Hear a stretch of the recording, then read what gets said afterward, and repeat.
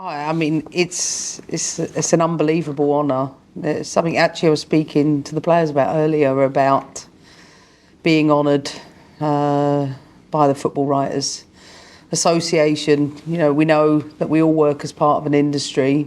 My end delivering results on the pitch, but for everyone else delivering those results off the pitch. And I've always viewed, those relationships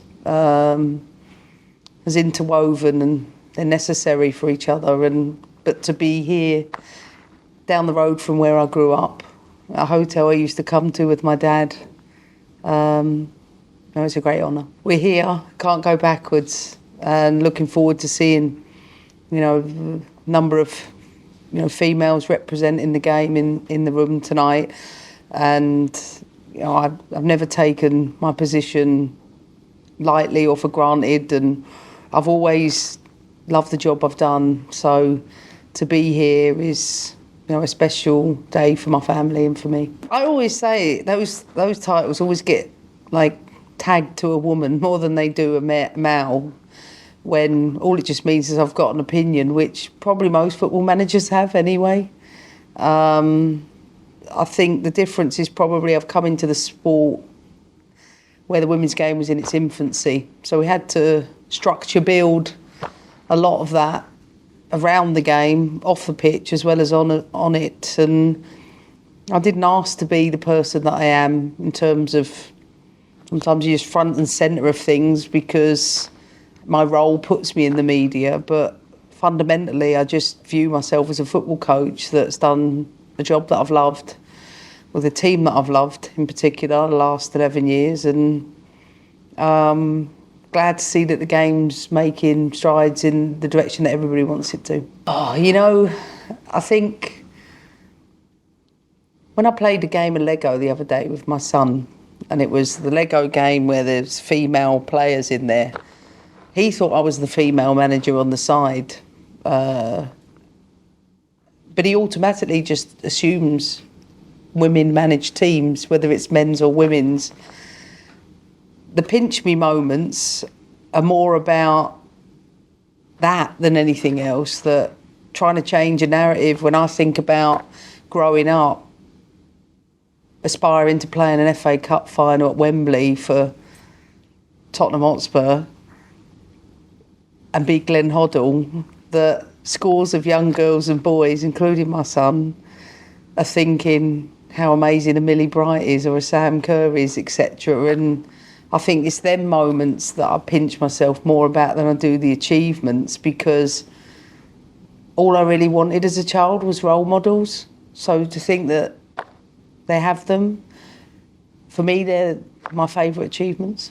I don't think they'll be mixed. I'll be absolutely distraught. I think I'm a bit of a sobber, to be honest with you, as I've aged, and I think I'll cry my eyes out hard in the last few weeks, leaving behind people who I've spent a lot of time with on and off the pitch. You can never prepare in your mind for that right moment. And I always used to say to myself, you still want to do it when you almost think about being in a cup final and someone else is standing there on the touchline. Well, I think now I'm at a point where I'm looking forward to being in the crowd, coming back and hopefully watching Chelsea in many finals. And I've done my bit, and I certainly hope they welcome me back as a fan, because that's how I see myself.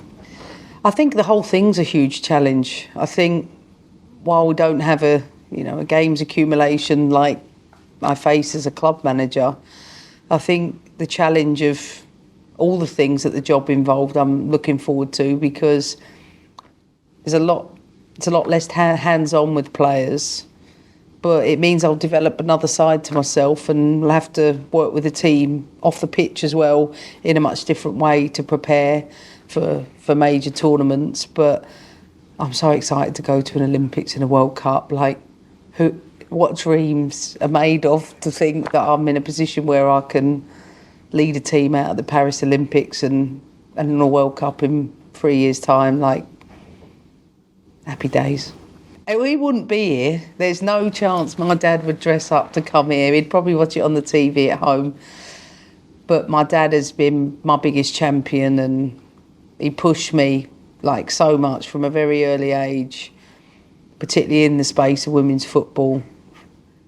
I don't know what he saw in me, you know, other than being his daughter, but he was adamant I was going to be the one that was going to drive the narrative, and he encouraged me to be brave and put my neck on the line. And he'd always say it to me. He said, you make sure when you do the press tomorrow, girl, you make the point about this and that. It's important you do it. And I'd say, oh, Dad, I'm going to get slaughtered for it.